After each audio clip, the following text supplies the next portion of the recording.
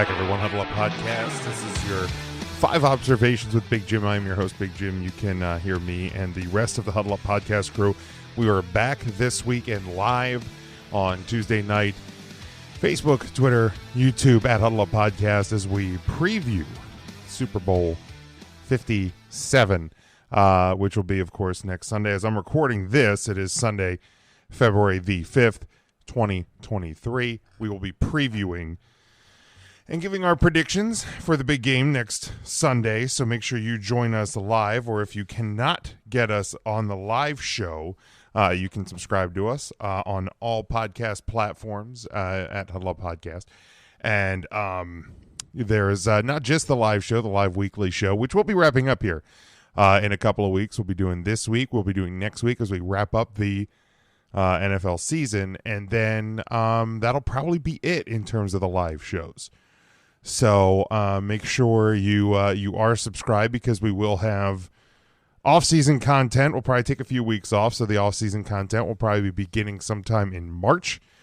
And we have a ton of topics we've been compiling through the season, but just have, with the weekly show, it's not stuff that we can get to all the time. So we are looking forward to getting you that content throughout this upcoming off season, and we certainly do appreciate your support as always. We also have the bunch of bonus content. Not only is it my 5 observations weekly on the feed, we have the 5 for Fighting with Mike Bernier covering stuff in the National Hockey League. We have Ernest's and One, EJ's and One, covering everything in the NBA, and soon coming will be The Pitch with Matt. He will be covering things in the worlds of soccer and baseball as we're heading towards the baseball season. So look forward to that coming up here before too long. So let's get into it here. Not going to be a super long one. This one kind of a dead week in sports, as the National Hockey League went into their All-Star festivities. The Pro Bowl was this week.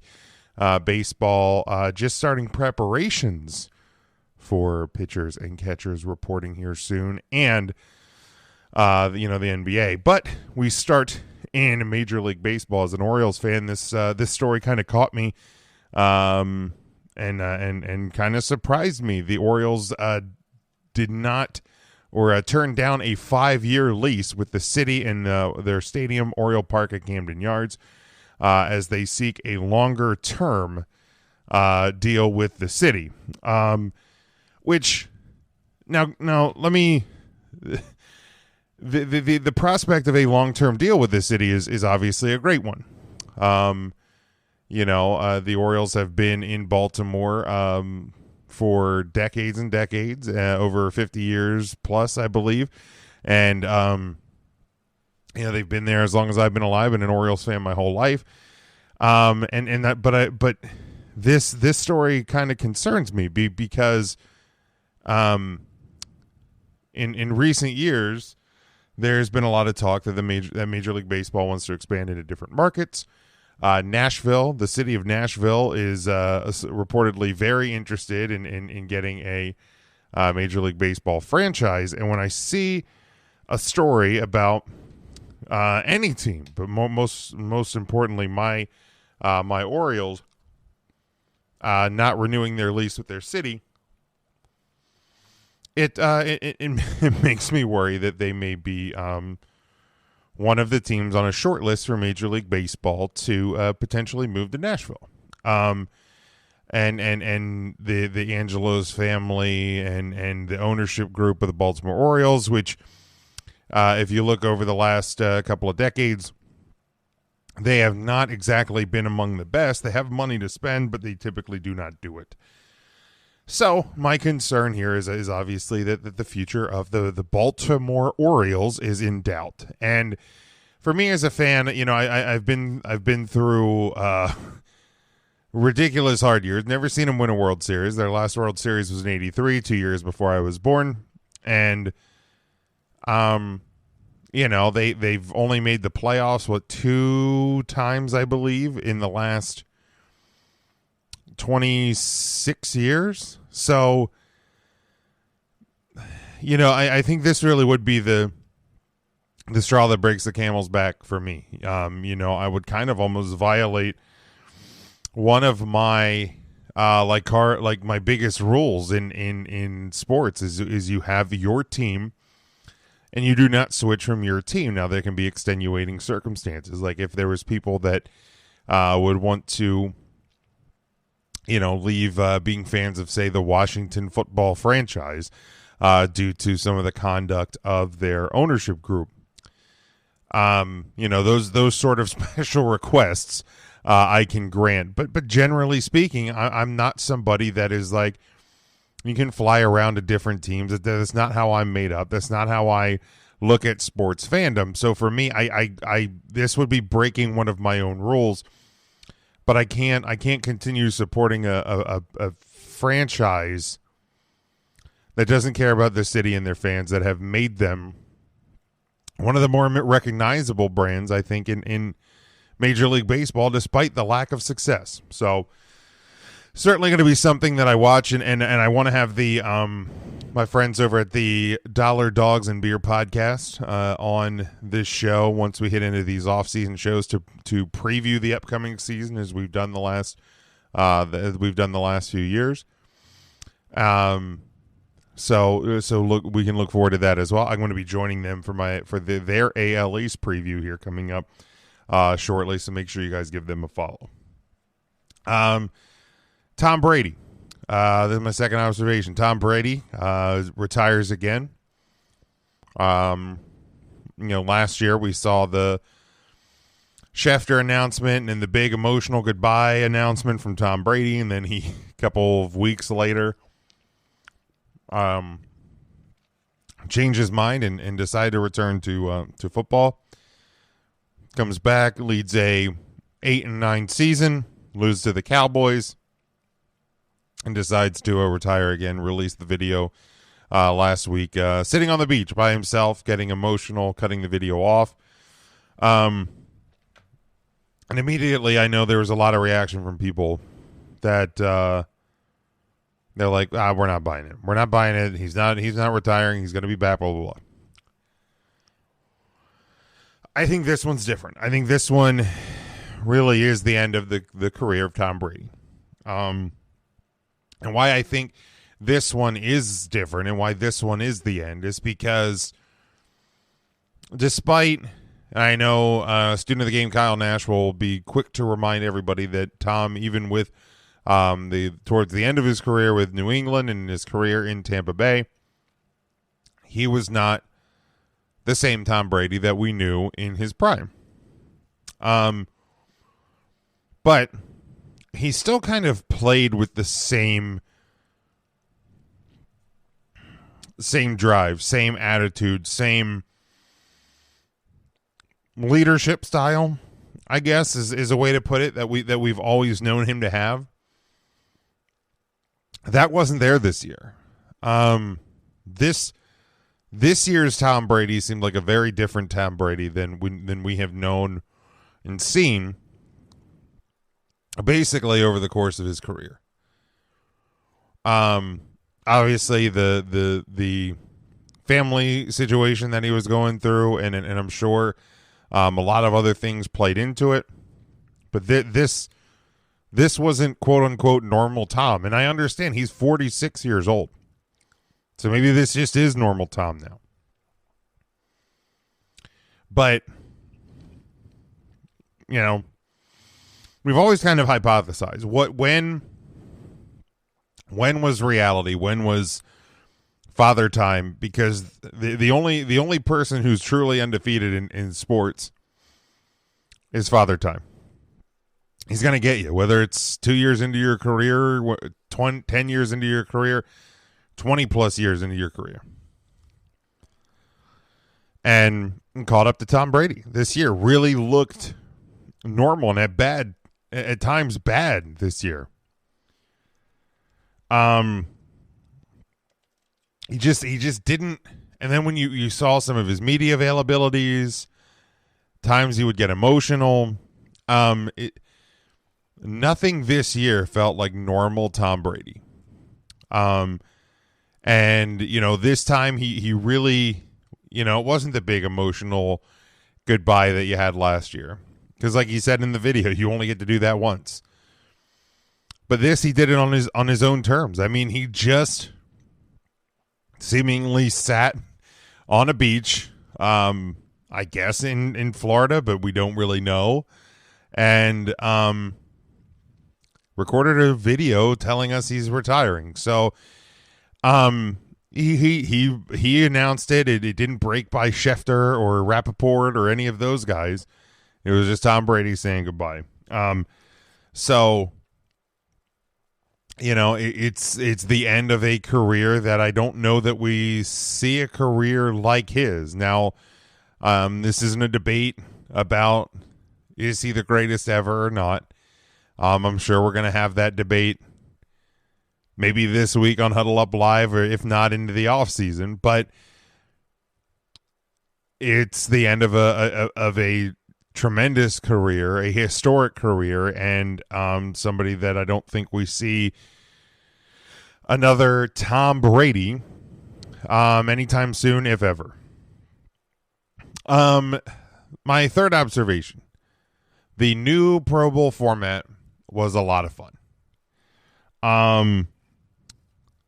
The NFL decided to do what they called like the Pro Bowl games, which were various like skill competitions and fun games and like tug of war things and whatnot over a series of 4 days: Thursday, Friday, Saturday, and today, which also included today a flag football game between NFC Pro Bowlers and AFC Pro Bowlers, coached by Peyton and Eli Manning, and a flag football game.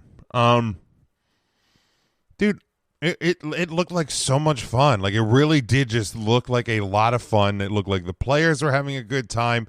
I thought the games, like not all of them were perfect. I didn't sit and watch all of them. I've had a really busy weekend, so I didn't get to sit down and watch all the Pro Bowl games. But from what I saw, it just looked like a fun time, which is what these All-Star games should be. A fun time. You don't take things too seriously. It's an opportunity for these players and their families to interact with each other and fans and just have a good time. The fans in attendance looked like they were having a blast. And that's what it's about. That's what it's about, man. These guys risk their health, risk their lives, playing a game, and they got to go out and have a good time. Similar to that, and pardon me, I'm like chewing a mint. My throat's a little scratchy this evening. My fourth observation, going kind of in line with the All-Star weekends, hockey fans need to lighten up. This weekend, the NHL had their Super Skills competition and their All-Star game Friday and Saturday. Along with the NHL Super Skills, there was a lot of on-ice interviews with players and things. They did skits for a breakaway competition. They did an event, a surfboard shoot down or something they called it, where they were out on the beach. They had a rink set, like a roller rink set up on the beach with fans and bleachers, and they had players sitting on dunk tanks, and they were shooting pucks at these surfboards, and they had to do it in a timed event.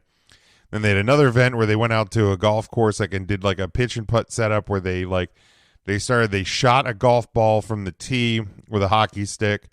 Then they launched from the landing spot. They launched these street hockey pucks onto the green, and then they had to putt on the green with their hockey stick. And the event has changed over the last couple of years, and this one was a very different event. But I saw so many fans talking about how bad it was, how it was dumb, how it wasn't, nobody was taking this seriously, and the All-Star Skills competition is a serious event. And I'm like, the amount of gatekeeping in the with hockey fans is astounding. And then hockey fans wonder why nobody wants to become hockey fans and love the sport. And I'm sitting there going, it's because you don't make it a friendly environment. You don't do anything to welcome in new fans. Like, that's what some of these events are used for. And again, I go back to the thing I said about the Pro Bowl, is these are meant to be fun. They're meant to be fun. They're lighthearted.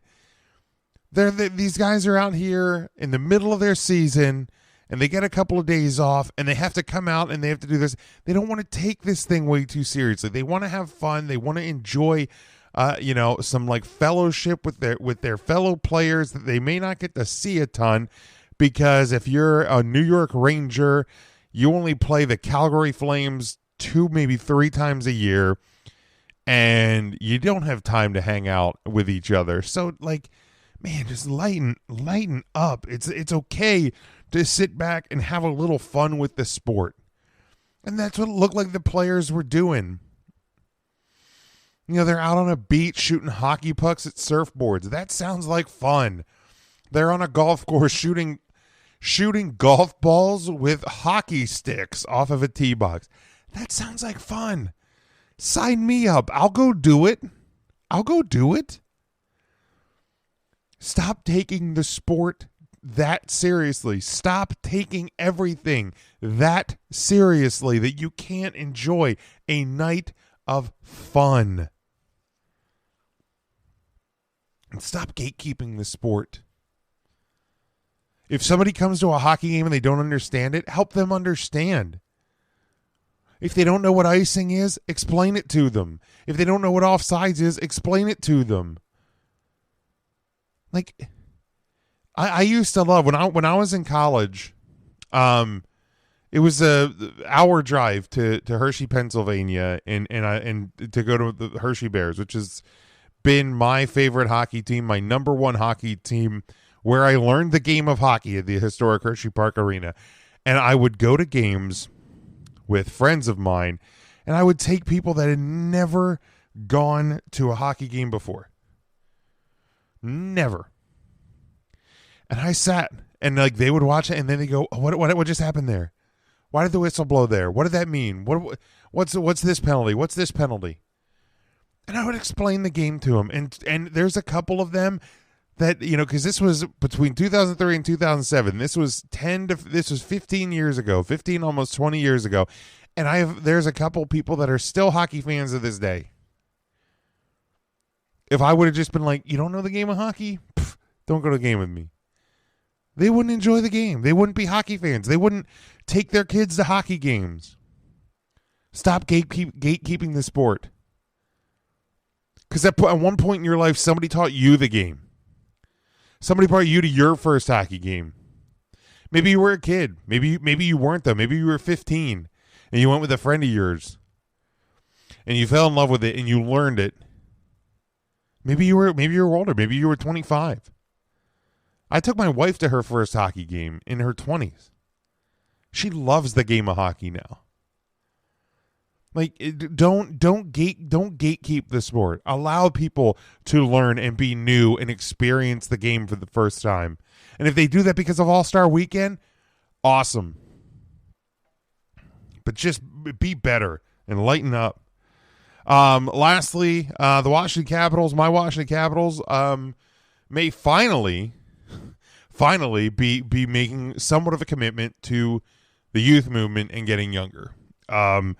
Over the All-Star weekend, when a lot of other teams are just kind of sitting idle, the Washington Capitals re-signed forwards Dylan Strome, who's 25 years old, Sonny Milano, 26 years old. Two of their top performing players this year, and Milano was a guy that didn't even start the year in Washington. They claimed him off waivers from the Anaheim Ducks. I love these signings because 5 years ago, the Washington Capitals won their first and only so far Stanley Cup. And since then, they look like an aged group. Alex Ovechkin is 37. Backstrom is around the same age. Carlson is older. Tom Wilson's in his late 20s. but he's been in the organization for a while. TJ Oshie's getting older. Like they are average age. They're the oldest team in the National Hockey League. They have really good young talent. A lot of them have been playing a lot of games this year due to injuries. But in their minor league system with AHL Hershey. But I haven't seen this team really kind of focus and look like they're making a commitment to this youth movement and getting younger. And for the first time, it looks like they are heading that direction. And these two signings, hopefully, kind of give me hope that they're doing that. And I'm going to see what the trade deadline is coming up end of this month or beginning of March. So it'll be a kind of a story to see what the Capitals do there. And I will try to keep track of that here on the 5 observations, but also Mikey B's 5 for fighting every week will do the same. So that's going to wrap it up for me. A little bit shorter than normal this week, but still about 20 minutes. I hope you enjoyed. This one. We will, like I said, we will be back live. Our second to last live show of the season. Hard to believe we're already at that point of the year, but we made it. We'll be previewing the big game, Super Bowl 57, which is next Sunday night already, the Eagles and the Chiefs. So we're going to be doing that. Mikey B actually going to be joining a special this week, and maybe some older friends who haven't been on the show in a while. We're going to try to get a full panel to preview the show, to preview the big game this week. So join us live, 8 o'clock Eastern Time, Facebook, Twitter, and YouTube at Huddle Up Podcast. If you can't get us live, you can get us on all podcast platforms, Huddle Up Podcast, wherever you find your podcast, rate and review, and share the show if you enjoy it, and encourage others to do the same. Until then, stay safe, stay smart, and as always, go for the win.